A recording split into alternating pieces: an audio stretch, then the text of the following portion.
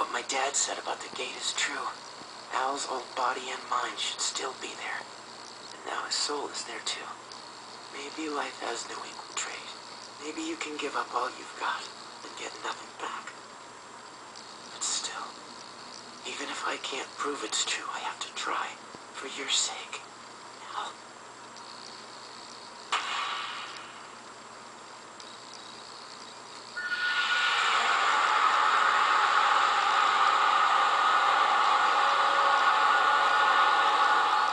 And then our last dry ingredient is belief, which is salt. We have two things for belief. One of my things is belief and superstition, because anytime I spill salt, I believe it's bad luck, so you throw it on your left shoulder to knock out the devil. And superstition comes mostly with Macbeth because of the witches and how they told him he would become king. And because of that one little bit of superstition, he has the drive to become king. Everything starts in his mindset, I have to become king, but in order to do that, what do I have to do?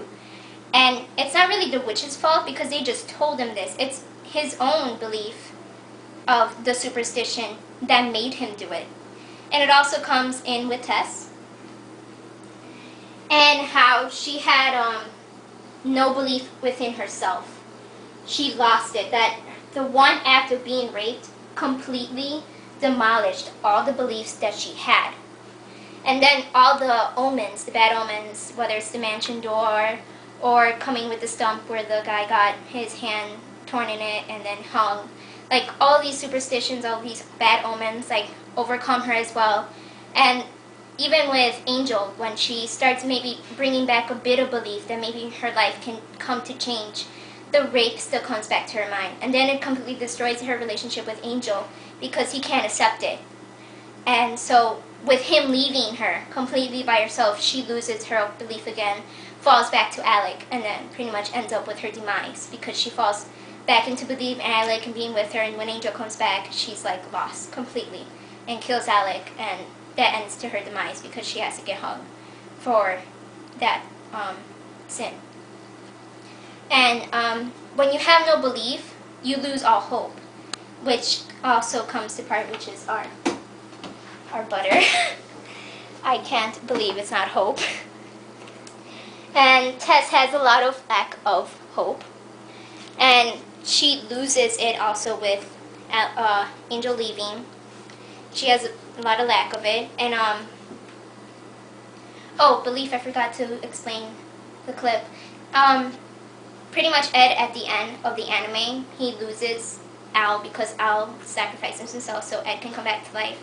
And so Ed at the end, even though he's not sure sacrificing himself will bring Al back, he needs to believe in that, because if he doesn't, everything he's done is pretty much for nothing.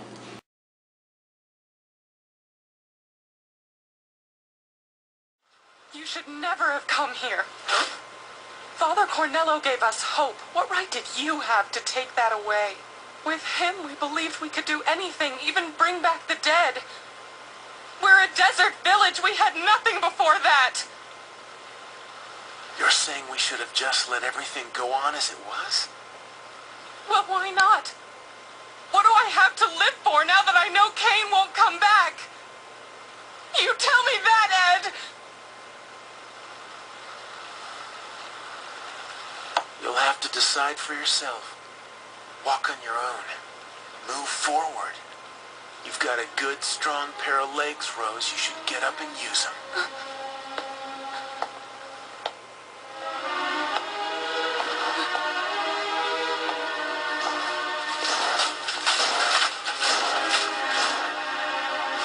Brother was trying to help you. He just doesn't always handle things well. Just go away, would you? You can still believe and hope, Rose. I still do.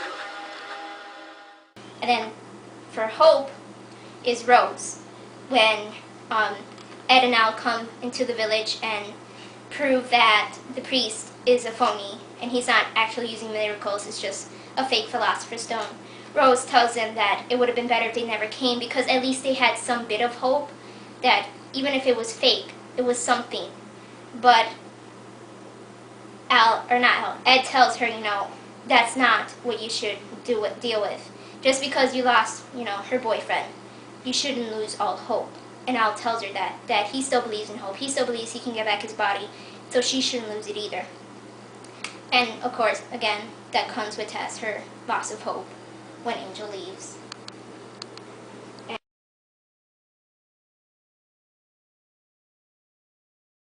Trisha was my first and my last, the only woman I ever really loved.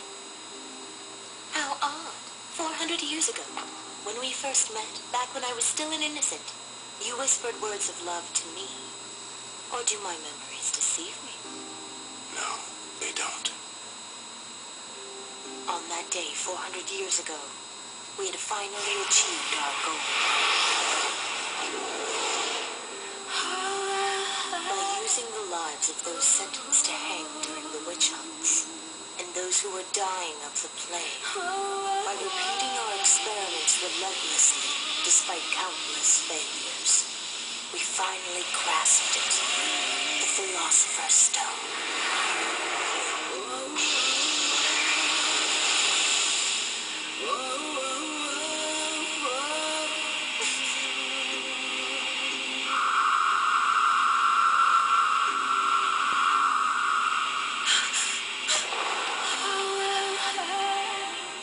But the demands of the transmutation took its toll on you.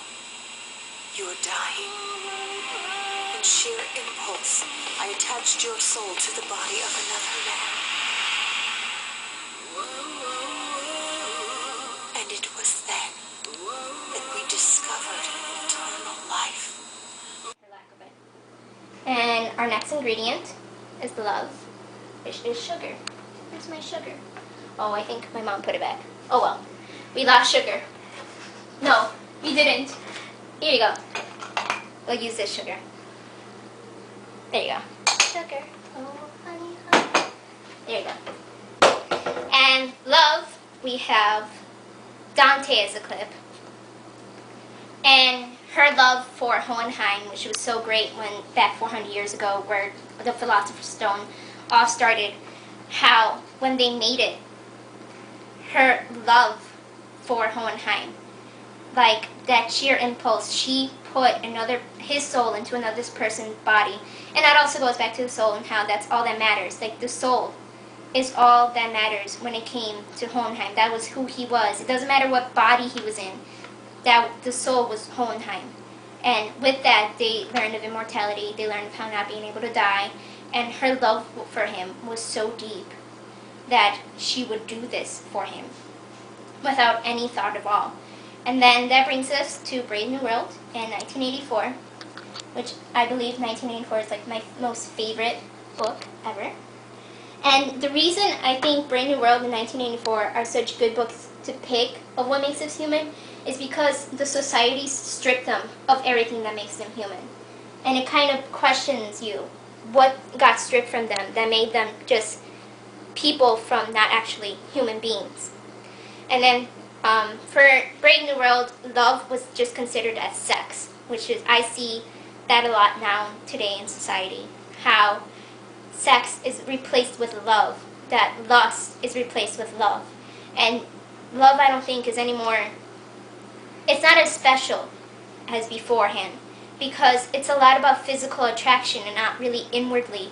People don't understand that love is not only, how good a person looks, but how they are in the inside, and if you have a connection with them. In A Brave New World, they stripped that connection and just made it carnal desire. It was just sex all the time. And in 1984, there was absolutely no love, not even lust. Your only love was Big Brother, and you had to just work for him. That was like everything to you. And so there was not even sex, there was no love, it was just Big Brother. Because having any connection with anyone else strips you of Big Brother, and they couldn't have that.